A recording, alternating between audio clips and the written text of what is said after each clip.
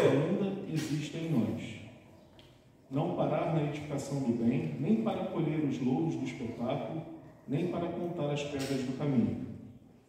A tarefa parece fracassar? Siga adiante, trabalhando, que muita vez é necessário sofrer a fim de que Deus nos atenda à renovação.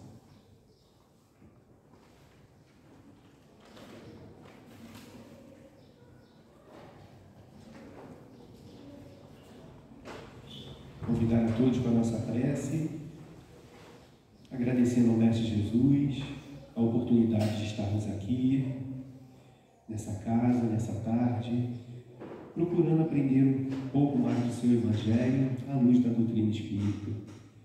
Pedimos, Senhor, que sua luz inunde toda a nossa humanidade, tão necessitada de amor, de paz, de esperança, que onde houver dor, houver tristeza, que o seu amor chegue aí, acalmando e serenando esses corações.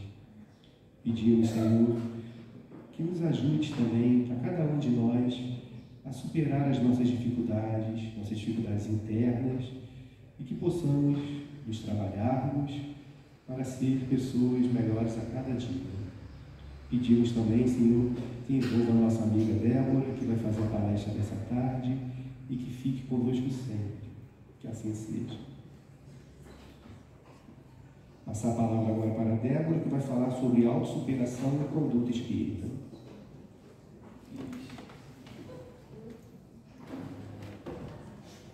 Boa tarde a todos. Está brincando com o Leandro. Tema bem simples esse, né? Todo mundo sabe de cor e salto, tá? Só que não. O que nós preparamos? Primeiro a gente vai definir o que é autossuperação, o que seria conduta espírita, e a gente vai conversando, tá bom? Vamos lá. O que é autossuperação?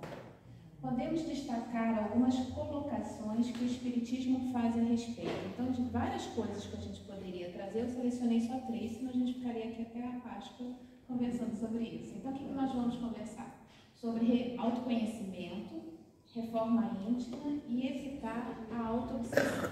Tá? Então, vamos falar sobre cada um desses itens. O que seria o autoconhecimento? Lá no Livro dos Espíritos, nós temos a pergunta 919, que diz o seguinte tema. Kardec pergunta: qual o meio prático mais eficaz para se melhorar nesta vida e resistir ao arrastamento do mal? Aí nós vamos lembrar o quê? Que quando Kardec começa a levantar conhecimentos com os espíritos, né? Depois daquela fase das mesas girantes, aquela confusão toda, que era um show e que viram que era real, que a mesa não respondia nada porque a mesa não tem nervos e que existia algo por trás daquilo que fazia a mesa se movimentar. Da mesa saiu para uma cestinha, da cestinha saiu para o braço do médium. Facilitou, que é o que até hoje a gente tem, né? O espírito vem, se conecta à nossa pineal, ele não entra no nosso corpo. Tanto que a expressão falar incorporar é errada, porque senão dá a impressão que eu estou aqui, o meu espírito sai e entra o espírito desencarnado, não é assim? O meu corpo só pertence a mim. Ninguém entra no meu corpinho. Só o meu espírito que está grudado a ele, célula a célula. Então, como é que se dá as manifestações mediúnicas? O espírito desencarnado, telepaticamente, mentalmente, energeticamente, conduz um fio até a minha pineal, que para a medicina nossa, hoje até está um pouco melhor, porque eles estão vendo que funciona de outras formas, mas até uns anos atrás, dizer que a pineal só servia para disparar a produção hormonal para que a gente saísse da fase de infância e viesse para a juventude e maturidade. Agora já sabem que a pineal tem outras funções e a ciência está estudando. Mas espiritualmente falando, o espírito se conecta à nossa pineal e toma o controle da nossa mão. E aí vem as psicografias, as pinturas. Então, quando Kardec questiona isso, ele faz perguntas para vários médiuns na Europa antiga, as respostas vêm, ele seleciona aqueles em comum, como se ele fizesse uma média, e assim ele fez o Livro dos Espíritos. E ele pergunta, como é que é o meio mais fácil, né, para a gente tentar resistir ao arrastamento do mal?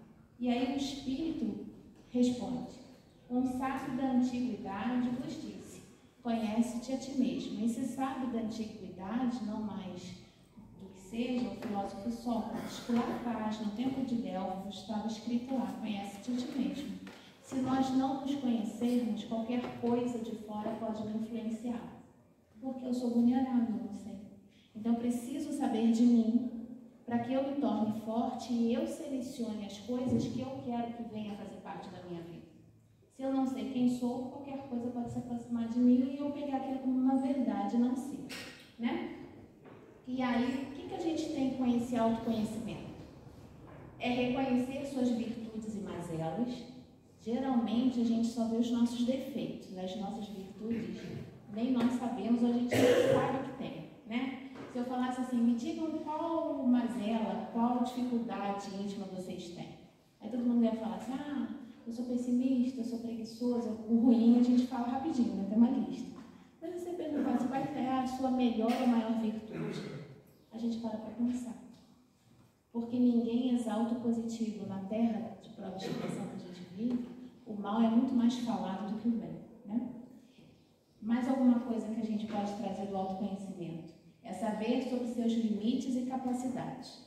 Eu sou capaz, sei lá, de pintar essa parede, mas eu não sou capaz de trepar no telhado. Eu tenho que saber meu limite, porque se eu dissesse, não, eu vou lá trepar no telhado para consertar não sei o quê, e eu sei que eu não consigo, porque eu tenho vertigem, fico torta como tudo, além de eu me dar mal, eu vou causar mal.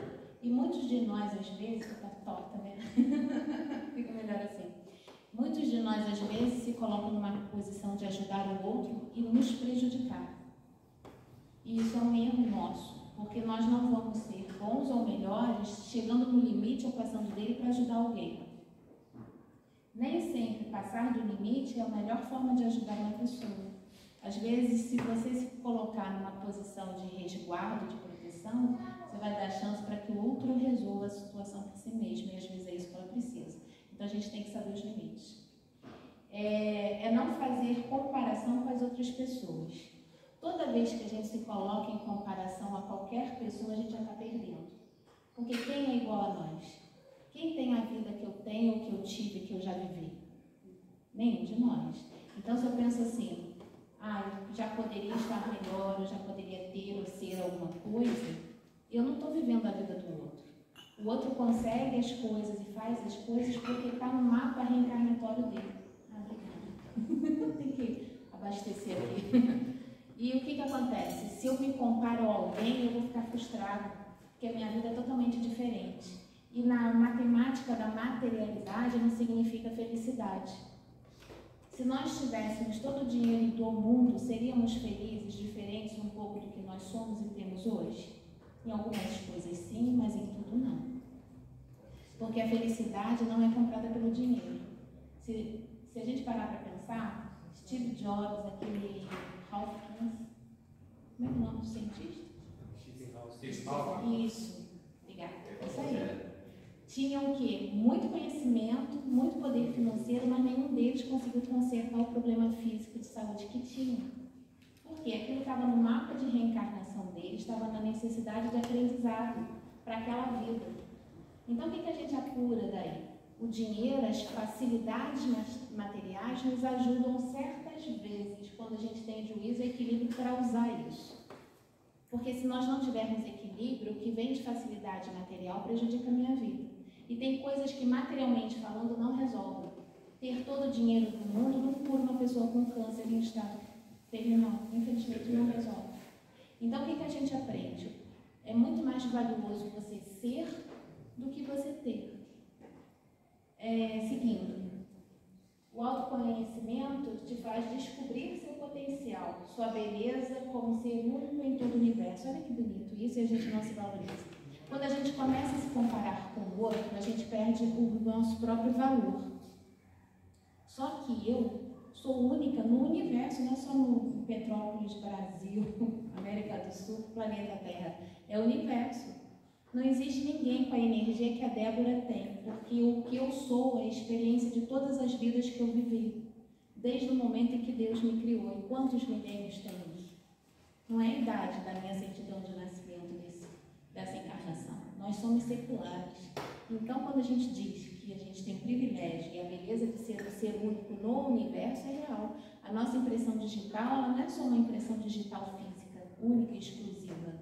Ela é uma impressão espiritual única e exclusiva. Por isso não tem necessidade da gente competir. Quando a gente observa no mundo empresarial as competições, né, um puxa o tapete do outro para conseguir o cargo por causa do salário, por causa do poder, bobagem, tem espaço para todo mundo, mostre o que você é. Se nós mostrarmos o que nós somos, o nosso espaço no universo está garantido na questão profissional, amorosa, familiar, fraterna, né, em sociedade. Nós precisamos ter esse favor. Seguindo aqui. Pois. Sobre reforma íntima. É um processo ininterrupto de modificação de comportamentos, atitudes. Essa mudança será transformar o que há de mal dentro de si em algo bom. Procurar ressignificar sentimentos e emoções quando negativas ou pesadas. Olha que interessante. Quando eu olho para dentro de mim e eu vejo algo que me incomoda, que não está bom, o que a gente faz? A gente nega. Não, imagina que eu sou preguiçosa. Não, eu não sou preguiçosa. Eu só acordei mais tarde hoje, ou só não deu tempo de eu fazer alguma coisa. Nós não olhamos. E quando alguém mostra, fica pior ainda, porque aí você fica inimigo do outro, que te mostrou uma coisa que você tem, que te incomoda e que você não quer aceitar. Só que a reforma íntima é justamente você olhar para dentro de você, ver como você é e tentar transformar aquilo em algo positivo. Porque se nós varrêssemos todas as sujeiras para debaixo do tapete, o que vai acontecer? O dia que aquele tapete for movido do lugar, o que vem? Vem à tona toda a sujeira e às vezes explode igual um vulcão, um furacão. Então, as nossas mazelas, as nossas atitudes, comportamentos, sentimentos e emoções que temos negativos, não são para ser negados, são para ser observados e a gente começar a fazer um trabalho de tentar melhorar aquilo que a gente sabe que não está legal. Por exemplo, um filho único, o pessoal sempre dá esse exemplo, às vezes eu concordo, às vezes não, mas vamos lá no exemplo. Um filho único está acostumado a ter tudo para ele, vocês concordam? Aí nasce o irmão, por isso que é nem sempre, né? Eu sou filha única, não posso falar ninguém. Aí vem o irmão. Esse irmão vai me ensinar o quê? Eu vou precisar dividir. Antes a caixa de bombom era só minha, agora lascou, você vai ter que dividir. O que acontece? Eu percebo em mim a dificuldade de dividir. É natural, nós somos assim. Tem coisas que a gente luta muito a vida toda para ter. E de repente a gente se vê ameaçado de perder aquilo, a gente não gosta muito não. Né? A gente franze o nariz, tem medo de perder para sempre, tem medo de não conseguir de novo, uma série de coisas. Mas a vida ensina que nada é nosso, nada nos pertence, começando pelo nosso corpo físico. Então, quando eu percebo a minha mazela egoísta de não conseguir dividir nada, a vida vai bater várias vezes na minha porta me ensinando a dividir. Isso em várias coisas. Sentimentos, a paciência, as coisas materiais, que às vezes dividir a coisa material é muito mais fácil do que você dividir a atenção das outras pessoas. Nas escolas a gente observa muito isso. Tem sempre alguém na nossa sala de aula, vocês vão lembrar disso, que se destacava. Era nota 10, né? Era o queridinho da professora. Sempre tem isso, até na faculdade, nada muda. A gente só cresce na altura ou na largura, nossos comportamentos são igual na época de criança. E aí o que acontece? Chega um aluno novo. E esse aluno novo é melhor do que esse que estava lá sendo bam. O que vai dar ali? Um conflito. Porque aquele que era então, aquele que chamava atenção sempre, perdeu o posto para esse novato. E causa uma crise. Para quem está chegando, para quem é antigo e todo o ambiente, porque a gente não aprende a acolher. Um dos ensinamentos que os Espíritos trazem é justamente isso. Seja flexível, aprenda a acolher o que a vida te traz. O garotinho novo que chegou, ele tem culpa de ser bom do que ele é? Não. E não tem espaço para ele na sala de aula para ter dois que se destacam ao invés de um? Tem, porque na vida é assim. Não existe a pessoa principal, existem várias pessoas e todas elas são especiais dentro daquilo que cada um é. Por isso que a gente não precisa de comparação e é por isso que a gente tem que se ver como um ser especial no universo. Seguindo aqui, focar nas virtudes que já se tem, buscar fortalecê-las. Às vezes a gente luta para deixar de ser egoísta. Ótimo. Mas não esqueça o seu lado positivo de ser amoroso, invista nisso, porque se você exercitar muito o amor ao outro, o egoísmo naturalmente vai se desfazer. vai diminuir. E as mazelas, muitas delas, a gente não deve jogar fora nunca. Por exemplo, ter medo. Eu tenho medo. Eu queria não ser tão medrosa, ser mais valente. Mas o medo é uma maneira de me conter, de não chegar no precipício e cair. O medo me faz não querer fazer carinho num animal selvagem achando que eu posso. O medo me é necessário. Me diz aí uma outra maneira que a gente costuma ter, além do medo. A gente não tem, né? Então, como a gente não tem, vamos falar do outro. O que o outro tem, além de medroso? Às vezes preguiçoso, às vezes egoísta, às vezes orgulhoso, às vezes vaidoso, fofoqueiro, tricoteiro, né? Isso tudo o outro tem, a gente não. Mas o outro tem, e isso incomoda. Mas qual o problema do outro ter? Para nós, nada. Porque o que ele faz de errado, a conta bate na porta dele, não na minha. Então, graças a Deus, eu não respondo por ninguém. Mas aquela pessoa convive comigo para que eu aprenda a ter paciência e, acima de tudo, tê-la como exemplo para não fazer igual. Então, eu não tenho que discutir com o comportamento do outro. Né? Deve-se almejar a satisfação, a felicidade do próprio espírito, que é imortal. Quando nós reencarnamos, a gente fica muito envolvido com o que a sociedade traz no dia a dia, né? Agora a gente está se preparando para o Natal, já tem várias casas enfeitadas, a cidade já começa a se movimentar para o comércio, nesse sentido já estava assim desde setembro. Só que a gente não para pensar o que isso realmente significa dia 25. É um aniversário, alguém especial nasceu nessa data, é por isso que a gente comemora. Eu lembro que há muitos anos atrás eu vi uma entrevista em que uma repórter batia na casa das pessoas, na hora assim, mais ou menos do almoço, meio-dia, 1h, 2, que é dia de Natal, todo mundo quase que lanche, não mais almoça, batia lá, tocava a campainha e veio alguém no portão atender muito bravo. Tudo bem? Tudo. Eu queria lhe fazer uma pergunta, estou ocupado com a minha família lá dentro, os meus amigos. Não, mas é uma pergunta rápida. Quem é que faz aniversário hoje? E a pessoa ficava assim, não, aniversário não. Aqui em casa ninguém. Mas vocês estão comemorando o quê? Hoje é Natal. E a pessoa vinha com mau humor. Então, repara só, o dia de aniversário de alguém especial que a pessoa nem lembrou. E por amor à comemoração a essa pessoa, a gente para um dia para festejar o nascimento, a vinda dele, por ter nos ensinado tanto. É por isso que a gente está aqui. E a pessoa ficou incomodada. O Cristo ficaria incomodado de alguém bater a porta dele pedindo informação, ajuda? Quer dizer, o próprio comportamento cristão não é feito no dia da comemoração daquele que nos trouxe os ensinamentos cristãos. Conseguem ver como é que é tudo tão fora de ordem? Não é coerente? E é essa coerência que a gente busca quando reencarna. A gente só veio aqui para ser melhor. Aquela última frase aqui, voltando nela, deve-se almejar a felicidade, que é porque nós somos espíritos imortais. Será que nas nossas atitudes do dia a dia, a gente lembra disso? Porque a gente diz assim, vou pegar esse copo aqui para mim, vou levar para casa, porque o Leandro não está olhando, só você. E ele não vai dar falta. Eu posso. Né? Tem tanto copo aqui na casa, mas ele nem viu. Eu posso fazer isso? Posso, ele não viu, se ele não viu, ninguém vai saber, ninguém vai pegar no meu pé. Mas vocês é um exemplo de espíritos, vocês estão me vendo. O plano espiritual está me olhando, e isso vai na minha contabilidade de espírito, eu vou ter que dar conta desse copo.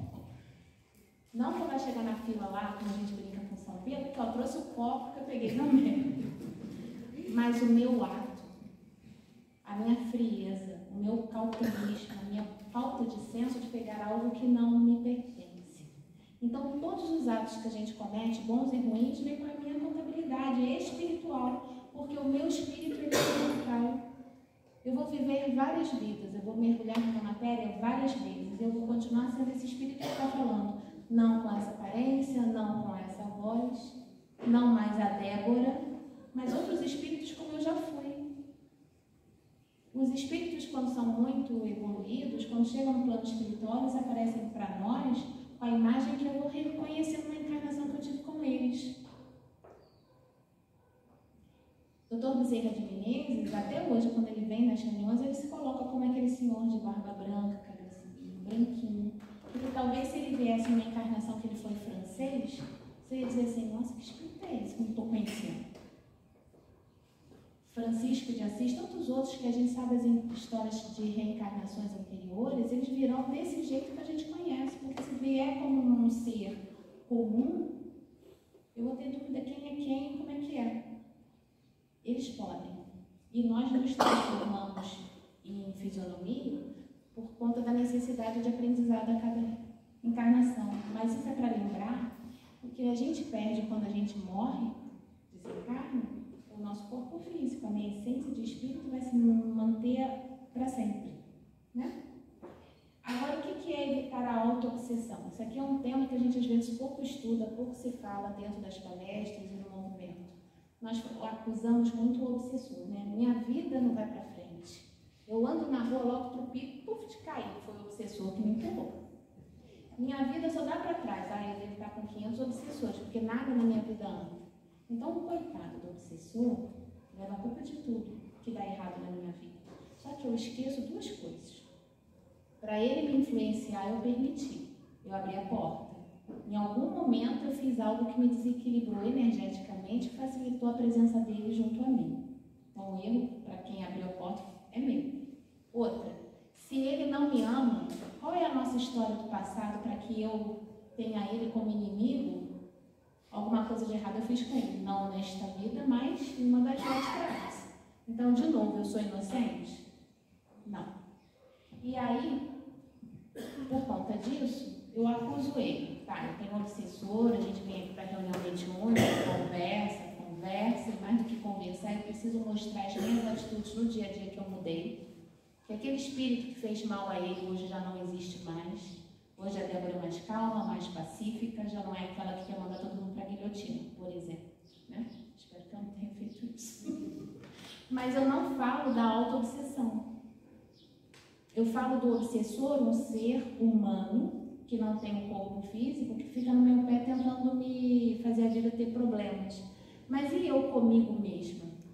A auto-obsessão fala da trava que eu coloco na minha vida por eu não ser positiva e otimista, por eu não ser uma pessoa mais leve. Olha só. Sem a força da autossuperação, ou seja, sem a força de eu querer me melhorar, poderíamos acionar o mecanismo doentio da opressão de si mesmo, por nos fixarmos em pensamentos negativos e crenças limitantes, onde a mente se torna um campo de batalha, refletindo o seu mundo interior. Quantas crenças nós temos hoje que nos limitam a caminhar porque a gente ainda está acreditando naquilo que foi dito para nós, na infância, na juventude ou uns anos atrás? Quando você vira para uma criança, que é um martírio, antigamente se via muito isso, hoje em dia ainda se vê também. Você vira para a criança que errou o exercício da continha de somar de matemática, lembrando que ele está na escola para aprender, se ele já soubesse não estaria ali, todos nós passamos por isso, e a tia, que às vezes passou mal, teve briga com o marido, está ganhando pouco, tem alguém doente da família, chegou no dia para trabalhar azeda, torta, está com raiva, tem que descontar em cima de alguém. E não é que o garotinho errou na conta de matemática? Aí ela chega para ele toda acolhedora e diz assim, você é burro, hein? Você não sabe aprender. Se eu fosse você, eu desistia de estudar, porque você não aprende nada. Quantos professores fizeram isso? A gente teve notícias e às vezes, quando a gente estava na escola, a gente viu. Tomara que não tenha acontecido conosco, mas a gente presenciou isso, eu presenciei. Aquela criança não conseguia, pelo menos na minha escola, por um bom tempo, aquela criança não conseguia ser boa em matemática de tanta pressão que a professora de matemática falou. E eu tenho até hoje um trauma de caneta vermelha por causa dessa professora. Ela corrigia tudo de caneta vermelha. Olha, eu não tenho caneta vermelha. Lembra aquelas de 4 cores? Preta, verde, azul e vermelha? Todas as minhas vermelhas ficavam intactas o ano inteiro. Eu gastava as outras. Aquela até hoje eu não consigo. Para vocês verem como marca. E eu acertava e errava os exercícios como tinha que ser. Eu não me preocupava com isso, mas eu tinha medo de ser chamada a atenção. E eu peguei um mal-estar com aquela bendita caneta vermelha, porque ela massacrava os alunos. E era massacre. Vocês acham que se essa criança cresceu sem melhorar isso na mente dela, quando ela ficou adulta, ela ficou com uma marca aqui dentro, não vai ser mais o problema de matemática. Vai ser a sensação de incapacidade. Eu sou burra e eu não consigo fazer nada. Quantos pais e mães massacram os filhos nessa coisa? você não sabe fazer nada direito. Você não presta para nada. E a criança, o adolescente, cresce ouvindo isso. E o que vai acontecer? Ele vai acreditar. São essas crenças limitantes. Aí eu crio um problema dentro de mim, o que a gente chama de auto-obsessão. Eu me sinto incapaz. Eu sou infeliz porque eu acredito naquilo que me disseram. E quando é pai e mãe, marca demais. Porque quem são os nossos ídolos desde pequeno? Quem é que dita as normas? Quando a gente está com algum problema, a gente vai para quem? Pai e mãe. A gente não vai para o vizinho, para uma pessoa estranha. Olha, eu estou com um problema aqui, estou com um espinho na mão. Tira para mim. Você vai para quem? Pai e mãe. Então, eles são sempre o quê? Os nossos salvadores. Se eles nos salvam, o que eles dizem é lei e é sagrado. Quando ele me chama de incapaz, eu devo ser.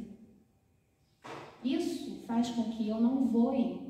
Isso faz com que eu me prenda a coisas pequenas que não têm sentido, porque pai e mãe não é um ser infalível.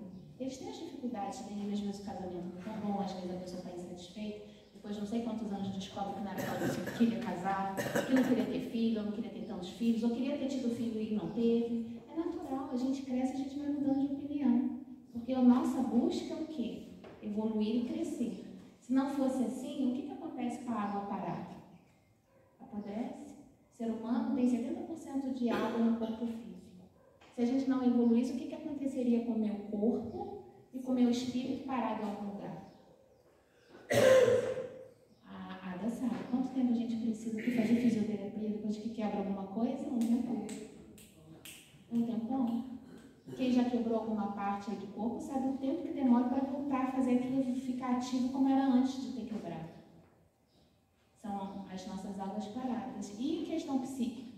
Questão de raciocínio, de consciência. Se eu não busco aprender, o que eu estou fazendo na minha vida? Ah, eu já estudei muito. Quero saber de mais nada. Isso é bom? Isso é péssimo. Porque a sua mente ela é ativa e vai ser cada vez mais, quanto mais você buscar por elas. Por que o movimento espírita e a doutrina espírita em si incentiva tanta leitura? Para que você fique dinâmico, para que a sua energia se refaça, você cresça, você seja mais forte.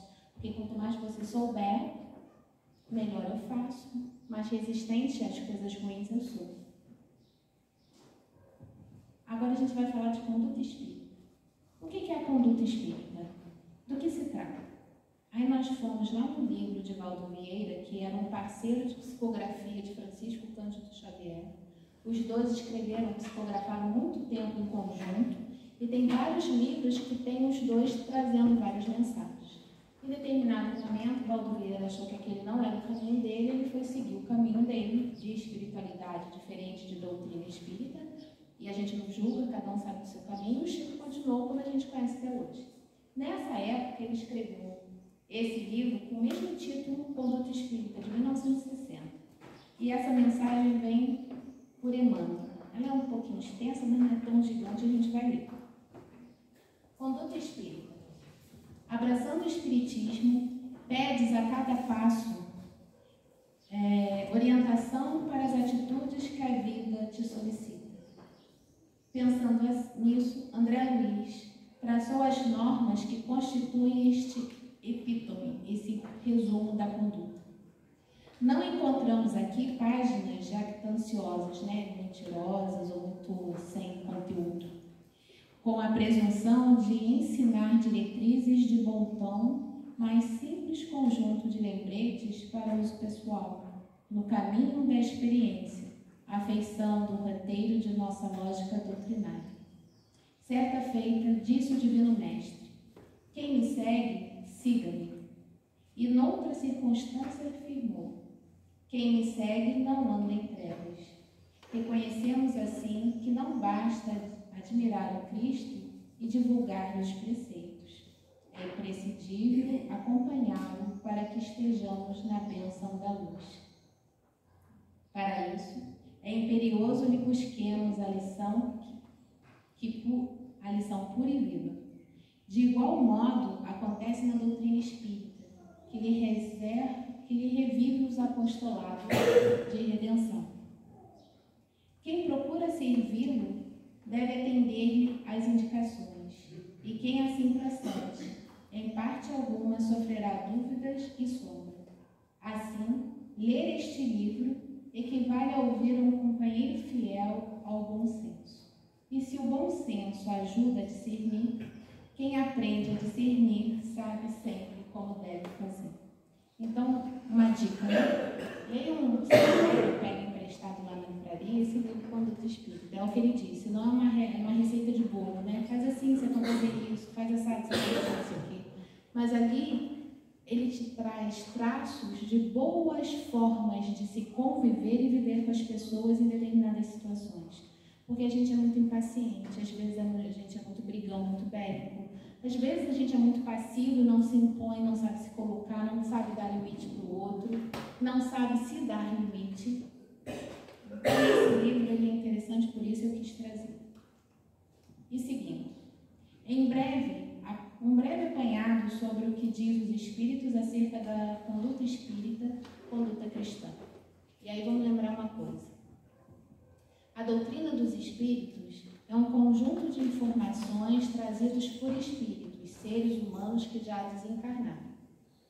Esse conhecimento que eles trazem, baseado sempre no Evangelho do Cristo, a parte moral. Tanto que Kardec traz o livro Evangelho segundo o Espiritismo, onde ele vai lá no texto do Evangelho dos 4 evangelistas e traz aquilo que tem conteúdo moral. Porque o conteúdo moral, ele passa séculos e locais e ele não se modifica. O restante, algumas coisas que a gente vê na Bíblia, principalmente no Novo Testamento, que são os 4 evangelhos, são regras que foram colocadas pelos poderes, pelos governantes daquela época.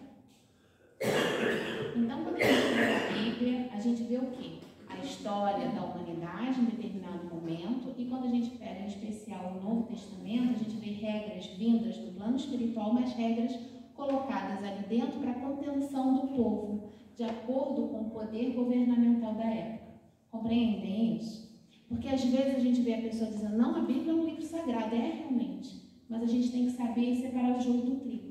Então, o que os espíritos fizeram? Foram num conteúdo moral, ético, que não se modifica com o tempo nem com o lugar, e trouxeram aquilo para nós, hoje espíritas, estudarem com uma visão mais ampla, mais aberta, mais fácil de compreender. Então, os espíritos trouxeram o que para nós? Posicionamentos cristãos, ensinamentos do Cristo. Até hoje a gente encontra pessoas que viram para a gente e falam assim, ué, mas você é cristão, mas você não é espírita? A gente fala assim, ué, a mesma coisa. É, mas o espírita não professa coisas demoníacas? Não. Mas é o que tem, gente. Pegar um exemplo, só para vocês acharem engraçado, Fernando sabe disso e Fernando também sabe. Lembra quando tinha obra aqui que eu peguei alguns entulhos lá para casa que eu estava dando obra? Então eu tinha um construtor que era evangélico, um amor de pessoa, hoje se tornou um grande amigo. Aí eu falei com ele assim, olha, o MEC está em obra, a gente precisa aqui tampar um porão e a gente vai lá pegar os entulhos, porque a gente não tem que levar aquilo embora, a gente já leva para casa só para atravessar a rua. Ah, tá. Falei, então vão lá comigo. Mas eu vou ter que ir? Eu falei, porque eu tenho que tirar de lá, trazer para cá, tem que ver a quantidade, tem que combinar com o pessoal de lá para separar. Eu falei assim, aí eu vi que ele estava com medo, por quê? O que dizem dentro das igrejas evangélicas? Não é muito bom, né? E eu falei assim, vamos lá, assim, eu vim de dia, não vim nem de noite para não dar problema, até porque tinha que ver o negócio. Aí a gente veio, tinha gente aqui na casa, aquela obra toda correndo. Gente, eu levei o rapaz em todas as salas da casa, que estavam abertas e estavam, porque até o almoxarifado que fica trancado, estava aberto porque as pessoas estavam se movimentando. Quando chegou aqui na reunião mediúnica, na sala mediúnica, ele se arrepiou inteiro, e eu não disse o que era. Eu falei assim, que sala é essa? Eu falei assim, por quê? Ele ficou arrepiado, ele me mostrou, aqui é diferente, eu falei, aqui é a sala mediúnica, ele deu um passo para trás. Porque eu acho, e ele depois me falou, tempos depois, que os pastores e as pessoas ensinam que tem coisas demoníacas. E ele assim, mas Débora, é totalmente diferente do que ele foi ensinado desde pequeno. Eu pensei que ia ter imagem, alguma coisa assim, não tem nada. Ele viu o quadro de Kardec que está lá na secretaria, que ele foi pintado, grafitado. Muito bonito, ele só tem aquilo. Eu falei, só. Aí eu levei, ele falou, gente, foi lá em cima, não precisava ainda. Os entulhos estavam aqui embaixo, quebrando ali no primeiro andar, lá fora. Mas eu quis para que ele visse, porque é melhor do que eu falar, gente, ó, lá é assim. Não, a gente andou em tudo. Até no banheiro masculino ele entrou, eu mostrei o nosso feminino, não tinha nada em lugar nenhum. E ele assim, nossa, eu vou fazer uma ideia totalmente diferente. Porque para nós é ensinado que os espíritas tratam de coisas demoníacas.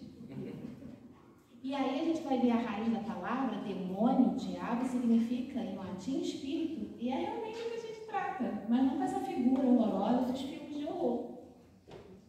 Parece mentira, né? Mas tem quanto tempo a obra, Fernando? 5, 6 anos? Foi antes da pandemia, né? Mais de 10? Então, não é aquela coisa de séculos. Você fala assim, não, hoje em dia imagina que vão achar que o espírita trata disso. Não faz tanto tempo assim. Voltando. Então, quando a gente fala de conduta espírita, a gente está falando de conduta cristã. E aí nós trouxemos 4 pontos também para conversar, que serão análise e reparação de erros, auto-perdão e perdão ao próximo, equilíbrio emocional, caridade e amor ao próximo. Vai dar. Diz assim, o que seria análise e reparação de erros? Eu analiso um erro que eu cometi e eu preciso reparar. Como é que é isso? Quando a gente analisa e repara, a gente precisa pensar nessas 3 coisinhas aqui. Assumir a responsabilidade pelo ato praticado. Eu tenho que assumir. Eu bati de carro, fui eu mesmo que bati, estava indo na direção. Não posso, né, sair de ladinho assim, acelerar e ó, fui embora e ninguém me viu. Até hoje é muito difícil alguém fazer isso, porque tem câmera em tudo que é canto. Né? Reparar os danos causados. Então eu assumo que eu errei, eu vejo que eu tenho que reparar e eu vou lá e faço o reparo.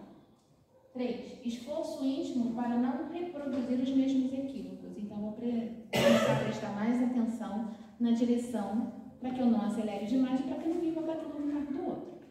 Com exemplo, eu piso, lá com você, tá? Pisei no pé do Leandro. Estava com vontade já há muitos séculos de fazer isso, mas ninguém sabe. Aí bobeou com o pé na frente e falei e pisei. Só que depois eu fiquei com consciência pesada. Nossa, por que eu fui pisar no pé dele, né? Estava com tanta raiva dele, era melhor ter chegado perto e conversar. Mas não, resolvi, fui lá e pisei. Só que eu tomei consciência que aquilo estava errado. Eu não devia ter feito isso. E agora? E agora eu tenho que chegar perto dele e fazer alguma coisa. Vai dar para passar a mão, fazer um curativo de perto? Talvez até dê, mas vai tirar a dor e o corpo do que ele teve? Então eu vou pedir desculpas. E vou aprender a, quando tem algo de ruim, chegar e conversar e não mais pisar por das pessoas. Isso significa que aquele que faz um erro conosco, o erro é dele. É ele que vai ter que reparar perante as leis divinas. Eu não tenho nada com isso. Eu fui a vítima. E o buraco do erro que ele construiu, ele sozinho vai ter que reparar. Agora, se eu não compreender isso e continuar com raiva, eu vou levar aquele peso para a minha vida de algo que não foi eu que fiz. Eu só senti a dor. Então vai passar 100 anos e ele vai ficar olhando para mim, várias encarnações, bota Débora, deixa eu tirar meu pé daqui. Nem sabe por quê, não lembra, mas ele sabe que não dá para chegar perto de mim. Quantas pessoas a gente vive perto, que conhece por aí, que dá uma sensação boa, né? Nossa, eu conheci fulano, parecia que eu já conhecia há muito tempo, talvez. E às vezes eu vejo uma pessoa, nossa senhora, não dá para ficar perto não. Por quê? Alguma coisa tem de uma história lá de trás, alguém pisou no pé de alguém ali. Auto-perdão e perdão ao próximo. Aqui vem uma questão que a gente confunde muito. Eu vou ler e depois a gente conversa. Perdoar a si mesmo é uma prática árdua e pouco praticada e cogitada. O auto-perdão, que significa entendimento de si mesmo em determinada situação vivida, significa se reconstruir. Então, se eu pisei no pé de alguém, eu preciso ter comigo a paciência de dizer assim, nossa, pisei, né? Mas tudo bem, eu já pisei, eu não vou pisar mais. Eu tenho que esquecer isso. Senão eu vou ficar a vida toda arrastando o peso de ter cometido um ato que eu sei que foi ruim. E assim eu vou vivendo com esse peso e vai se somando vários erros, vários enganos que a gente comete ao longo da vida.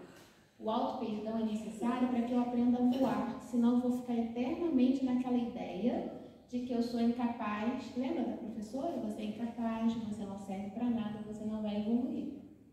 O auto-perdão eu realmente naquela época eu não sabia fazer matemática direito, as contas que eu precisava fazer, mas hoje eu sei. Hoje eu tenho a felicidade de saber. E aquilo que eu não sei, eu tenho também a chance, tudo bom? Eu tenho a chance de fazer melhor. Quando a gente tem uma limitação, o que a gente faz? A gente desiste ou se esforça para melhorar? Diga. Sim, mas muitos de nós recuam, não quero mais não. E é um erro isso. Quando nós vemos uma limitação que nós temos, até de gostar de alguém, a gente precisa se esforçar, vai torná-la uma melhor amiga. Mas a gente torna algo viável, educado, pelo menos socialmente educado. Bom dia, boa tarde, já está ótimo. Isso é você ter consciência de si e saber que você tem aqueles limites que a gente falou antes. Eu não sou obrigada a gostar de todo mundo, da mesma forma que eu sei que nem todo mundo gosta de mim. E tá tudo certo. Eu não preciso do aval do outro para ser feliz. Eu me bato. Eu me mantenho. Parece egoísmo, mas Joana de Ângeles diz isso. Seja mais autossuficiente possível, se segure nas próprias pernas, porque quando vier alguma dificuldade, algum desafio, é você que vai resolver com Deus. Não é mais ninguém. A pandemia não ensinou isso? Quantos meses, semanas a gente ficou preso dentro de casa sem poder estar em contato com ninguém? A gente não teve que aprender a se virar? É assim. Perdoar o próximo é entender as limitações e condições íntimas e físicas do outro. Entender que todos nós estamos sujeitos a nos equivocar. E perceber que cada um faz o que sabe, o que é capaz. Cada um tem a sua própria visão na vida e muitas vezes essa visão é muito limitada. Então, quando alguém pisa no meu pé, eu não tenho que ficar lembrando disso o resto da vida. Ele não viu, ele não enxergou, ou ele não teve um lugar melhor para pisar, porque estava tudo estreito, cheio de gente, ele pisou. Se ele estava de má intenção também, o problema de quem é? Dele, não é meu. Então, perdoar o outro não é amnésia, esquecer. Isso ninguém esquece. Alguém já esqueceu algum mal que lhe fizeram? Sejamos francos e sinceros, a gente esquece. A gente não esquece. Ninguém é aquele desmemorizado, a gente não esquece. E tem coisas que a gente pensa assim, se fosse hoje não ia acontecer. Eu ia dar uma resposta, eu ia fazer diferente. Porque a gente é assim, somos humanos e a gente ainda tem muita dessa animalidade de defesa como os animais têm, porque a gente passou por esse reino. Então a gente traz isso dentro de nós ainda muito vivo. Mas então o que é o perdão? É eu ter compreensão, capacidade de entender que o outro fez e faz aquilo que ele é capaz, aquilo que ele sabe. Se não foi dado amor, carinho e respeito a ele, você acha que ele vai ter amor, carinho e respeito pelo outro? Não vai. É a convivência social que vai começar a cortar as arestas dele para que ele comece a se encaixar naquilo que ele não foi ensinado dentro de casa. Por isso que educação familiar é necessária, porque a gente não aprende isso na escola e nem na vida social. E se aprender na vida social, vai doer, porque a sociedade não tem perdão. Se ela tiver que massacrar alguém para colocar no lugar, ela faz. Lembra da professora? É isso. Devemos saber que exercer o perdão nunca fala muito do outro, mas sim de nós mesmos. Quando eu exerço o perdão, eu não estou dando um título para o outro. Esqueci o que você fez de errado por mim. Quando eu digo assim, eu perdoei, eu digo assim, eu entendi que você fez o que você podia.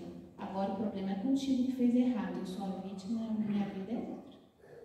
Porque se eu não faço isso, eu fico conectada àquilo que foi feito de errado, eu me prendo ao outro e vai vir encarnações e encarnações, os dois juntos tentando se acertar.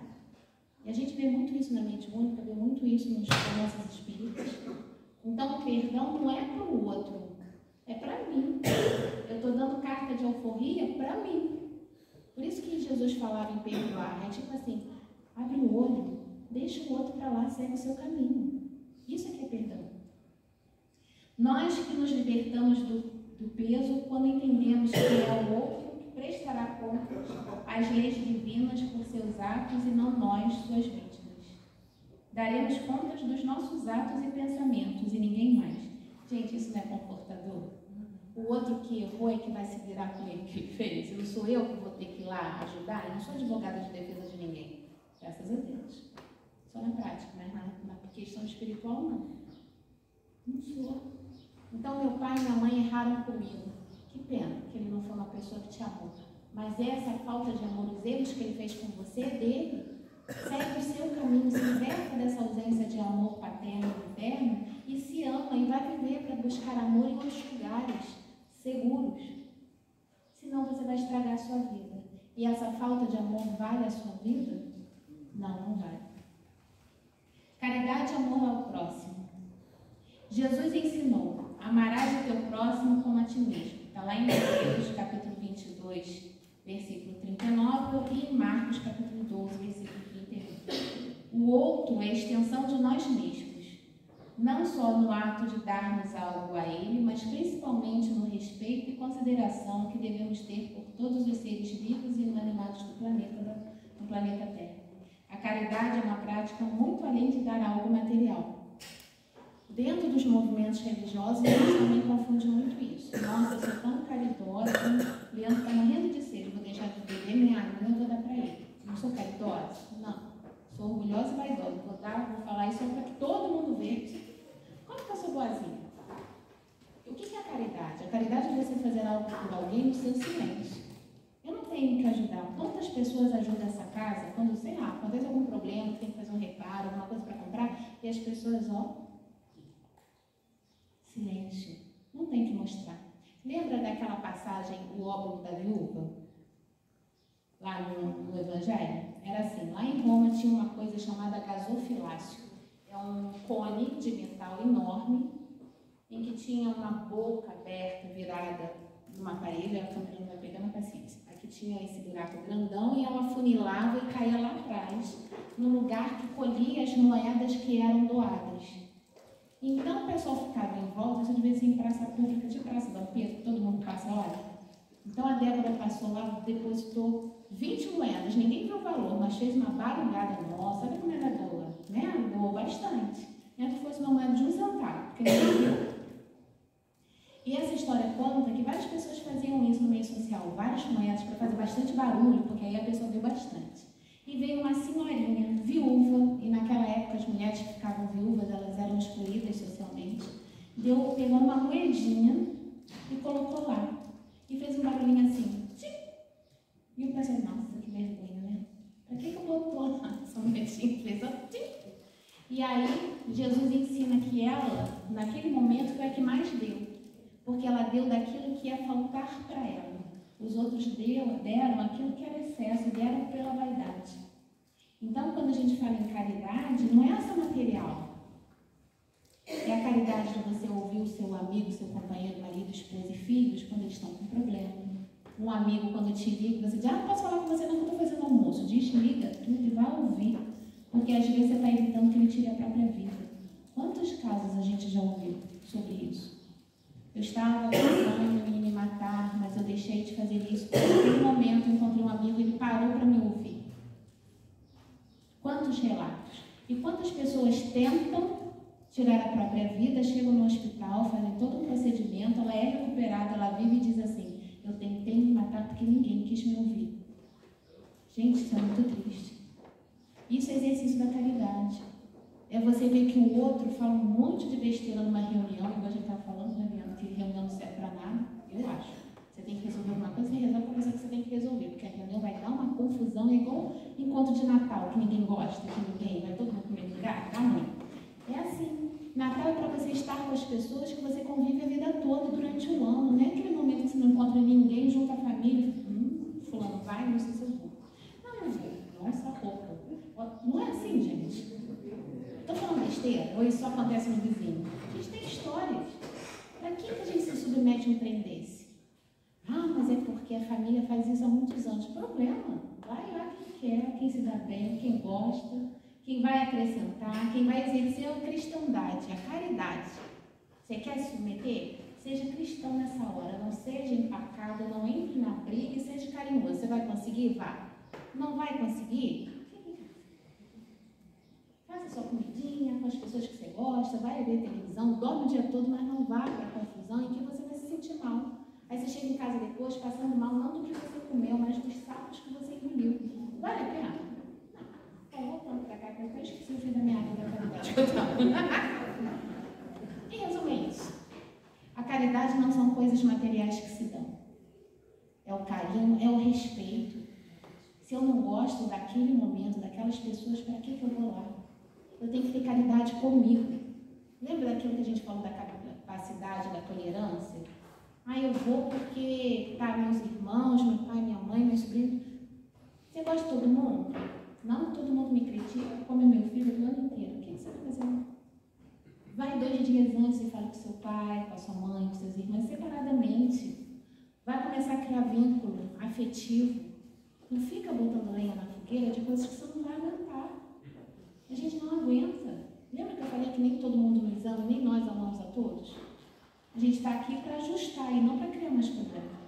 Seguindo. A conduta espírita é um instrumento, ferramenta para a autossuperação. Superar as minhas dificuldades. Tentar melhorar. Se eu acho que o dia de Natal vai ser uma boa prova para ver se eu melhorei, eu vou. Não vá com um sorriso. Não vá com um de elefante que você chega lá e fala assim, nossa, fulano está no mau humor. Fica em casa. A conduta espírita, essa autossuperação é um guia. Os ensinos cristãos redividos pela doutrina espírita. Então, que fique muito claro, quando a gente estuda a doutrina espírita, a gente está relendo aquilo que Jesus trouxe há séculos atrás de uma maneira mais fácil para que a gente entenda. Então, ele está revivendo os ensinamentos do Cristo, não é nada nem diferente disso, que servem de base para a renovação interior. Quando a gente diz que é cristão, a gente está dizendo que a gente está buscando se melhorar. E será que a gente está?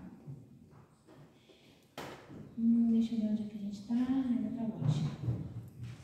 Como a conduta espírita pode proporcionar um caminho para a melhora íntima, né? Porque a gente está falando de conduta espírita, de autossuperação. O que isso serve para mim no dia a dia? Ensino as práticas das leis morais, que a gente vê lá no Livro dos Espíritos. Deixa eu passar aqui. Esse pedacinho aqui, ó. A prática das leis morais traz lá no Livro dos Espíritos, na terceira parte, todas as leis que a gente não vai ler aqui, e essas leis todas resumem como que a gente deve entender o mundo. Quando a gente vê uma desgraça geofísica acontecendo, fica, nossa, como é que Deus não impediu que acontecesse aquela barreira, aquela enchente, aquela explosão? Mas isso tudo já está planejado pela espiritualidade para que as mudanças aconteçam.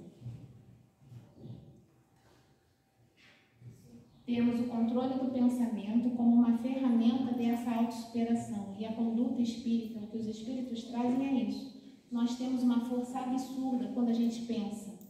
Por isso que quando a gente imagina assim, não vou tentar fazer o concurso, porque eu sei que eu não vou passar, adianta fazer? Não, amanhã tem uma prova dificílima na faculdade, nem vou. Adianta? Você vai? Vai com medo, mas vai. Por quê? Você precisa se enfrentar. Quando eu tenho uma força mental grande, existe um livro da Egorina Cunha. Egorina Cunha era sobrinha do Eurípides Barçanufo, lá em Barbacena? Sacramento, isso. Aí ela estava perdendo o prédio lá no Sacramento, aquele Liceu de Sacramento. E ela tinha um problema físico muito difícil, que ela tinha tipo uma paralisia e ela não conseguia. E aquilo ficou muito ruim. E era uma época, uma década, em que não tinha essa facilidade clínica que a gente tem hoje. E os médicos disseram, você ficou assim, ela assim. E ela assim, mas não vou. Não vou não. Ela começou a mentalizar que ela ia mexer, se movimentar com as pernas e fazer uns exercícios pequenininhos, mesmo que vocês estão assim, ó, com o dedinho do pé. Vocês já leram esse livro? É um livro fininho, que eu nem sei se tem embaixo para emprestar ou para vender. Eu posso ver depois o nome e trazer, mas eu nem pensei nisso. É um livro muito pequeno. E ela fez esses exercícios mentais de conseguir andar, de se movimentar. E ela desencarnou há uns 2 anos, 3 anos atrás, caminhando, andando normalmente como nós. Isso é uma prova. Sueli Caldas Schubert, que também desencarnou na pandemia, ela tem vários livros falando sobre a força do pensamento. O que você pensa, você faz. O que você acredita, você vai conseguir. Então, pense positivo. Quantas pessoas se curaram de doenças terríveis justamente pela força do pensamento? E a gente tem essa força, né? Viver no mundo sem ser do mundo é outra característica. Estamos aqui em Petrópolis com regras sociais, regras legalizadas, regras do bom viver, mas algumas são castradoras. E eu não preciso me submeter a ela. Porque, Débora, quer ver uma norma castradora? Lança uma novela, um filme, todo mundo usa determinado tipo de roupa. Aí eu vou subir a loteria e vou comprar também. Aí a gente veste horrível, parece um saco de batata embrulhado. Mas está na moda. Você põe aquilo, você não se sente bem, as pessoas para te agradarem dizem, Débora, você está tão bem, e na verdade é tudo mentira. Isso é uma caixinha social. Saiu na mídia, eu vou fazer. Isso é certo? Crianças hoje... Não, é adolescente. Você sabe como é que é adolescente? Está o dia todo no celular. Pode?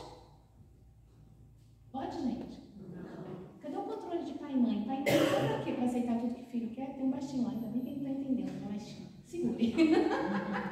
Não deixa fazer. A gente melhor educa os filhos quanto mais não a gente disser a eles. Não. Não pode, não vai, não faz. Você é muito pequeno para ficar tanto tempo assim na mídia social. É assim, adulto. Isso é você estar no mundo, mas não pertencer a essas coisinhas que te travam na vida. E aí a gente precisa ter o quê? Maturidade espiritual e nos conhecer para que a gente aprenda que eu não tenho que fazer o que todo mundo faz. O perdão. A gente já falou disso, a gente vai falar mais rapidinho, porque a gente já conversou bastante. O perdão sempre é para mim. Quem me fez mal vai dar conta do mal que me fez. Eu não tenho nada com isso, eu sou a vítima. O que me compete? Sair dessa sintonia. Eu entendo a limitação do outro, a maldade do outro, sei lá o interesse que ele teve para fazer o que fez, mas é problema dele. Eu viro a folha, a página da minha vida e vou seguir os meus objetivos. Não vou ficar presa lembrando disso, senão eu me prendo essa energia e eu vou ter que dar conta dessa coisa ruim que eu criei de vínculo com ele. Eu sou melhor que isso, eu mereço melhor, mais que isso, né? E já para encerrar, o resultado da autossuperação é a libertação espiritual. Quando eu me proponho a superar as minhas limitações, a querer aprender mais, eu estou me libertando espiritualmente. Libertando de quê? Tem alguma coisa me prendendo? Tem a minha falta de conhecimento de vida espiritual e vida material. Ou seja, nos desprendemos daquilo que não cabe mais em nossas vidas. É buscar viver a vida real, a vida do Espírito. É saber que eu estou aqui hoje em Petrópolis, dia 15, feriado, tudo aberto, tudo fechado, meio esquisito aí na cidade. Mas eu tenho muitas coisas para fazer para mim. Eu venho a casa, eu vou tomar um passe, eu vou para o estudo, eu encontro pessoas que eu gosto, eu vou sair daqui, eu vou estar com pessoas que eu gosto, eu vou para o mercado, mas tudo de forma leve. Não aquela coisa, ai que droga, vou ter que sair daqui, vou para o mercado, chegar em casa e vou ter que...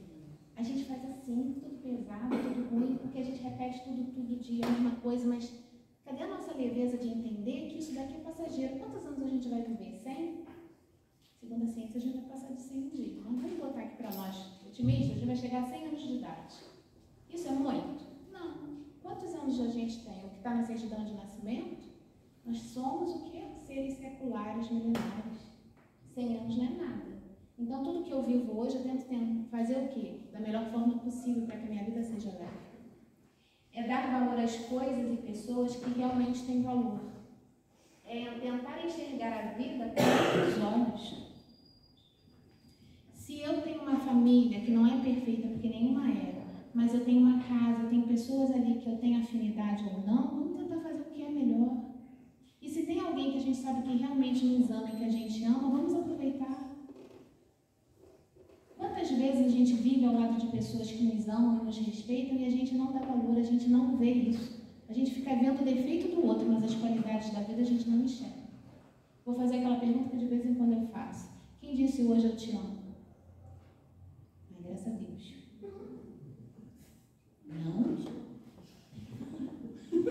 Mas alguém, eu estou olhando para os casais para aqui a gente fala. Por que a gente não está falando? Nem para o cachorro, para o gato, ninguém falou. Gente, não pode. Agora eu vou fazer outra pergunta, pior. Quem deu bronca ou achou ruim o posicionamento de alguém hoje? Aí a gente lembra, sim, aquela pessoa me cortou no trânsito, o outro me esbarrou na calçada, o outro olhou feio para mim, eu acho que ele não me ama. Então, olha só, hoje nós estamos aqui. Quem de nós pode não acordar amanhã? Todos nós. A gente pode não chegar no Natal, a gente pode não chegar na Páscoa, a gente não sabe, tomara que a gente chegue a 100 anos, mas a gente vai saber como? Vivendo bem todos os dias. Então a autossuperação, uma boa conduta cristã, faz com que a gente aproveite a vida e dê valor que a vida realmente tem, de bom. Então que a gente saia daqui hoje, mesmo com o tempo nublado, que não significa nada, porque o que está dentro de mim tem sol, que a gente saia daqui hoje feliz de começar a tentar enxergar a vida com valores. Muito diferente do que a sociedade impõe, mas com os valores aqui de dentro. Deus nos abençoe, que os anjos nos acompanhem. Agradecer a Débora pela palestra dessa tarde, né? Muita coisa para a gente refletir e levar para a nossa vida, para o nosso dia a dia. A Nilza vai fazer a nossa prece de encerramento. Após a prece, eu vou passar só 2 recadinhos antes de caminhar para a tarefa do Paz. Senhor Jesus, mestre, amigo querido, obrigada. Obrigada por mais um estudo, obrigado por essa casa, obrigado por termos escolhido estar aqui, Senhor. Obrigado por todas as atividades que acontecem neste momento e que continuarão acontecendo. Permita, Senhor, que possamos realmente colocar um pouquinho em prática tudo isso que a Débora trouxe para nós. O quanto é importante o auto-perdão, o quanto é importante não me preocupar com o outro e sim comigo. Não adianta mudar o outro e sim nós mesmos. Nós somos a mudança que queremos ver no mundo.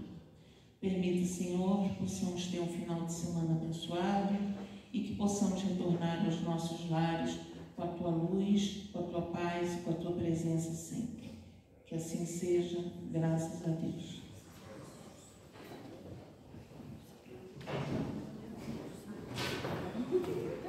Lembrando, a gente está 2 campanhas, né? A gente tem uma campanha que é permanente, a campanha